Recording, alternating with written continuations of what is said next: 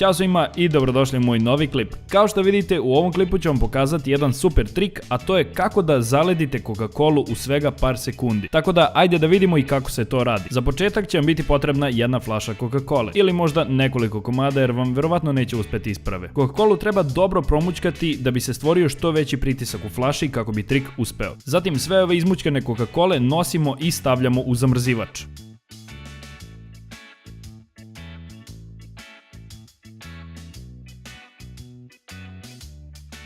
A one u zamrzivaču treba da stoje 3 sata. Za to vreme se možemo igrati fidget spinnerom, uživati uz hladnu Coca-Colu po ovako vrelom danu, ili ako vam je baš dosadno, možete sami sa sobom organizovati fidget spinner takmičenje. I da, izgleda da imamo pobednika. Zatim možemo piti još Coca-Cole i posle 3 sata sve je spremno za naš trik. Sada sve što treba da uradimo jeste da odvrnemo čep, da ispustimo pritisak iz flaše i samo naglo da je okrenemo i kao što vidite Coca-Cola će se zamrznuti.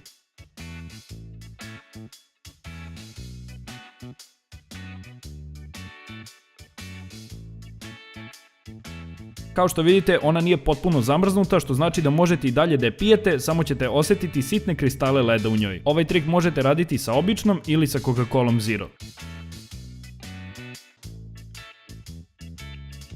A tako zamrznutu Coca-Colu možete sipati u neku činiju i dobili ste totalno jestivu i osvežavajuću poslasticu koju možete jesti po ovako vrelim danima. To je bilo to za ovaj video, ja se nadam da vam se svideo, a ako jeste, nemojte nikako da zaboravite da ga lajkujete, da napišete neki komentar i da pogledate neke od ostalih klipova. Ćao!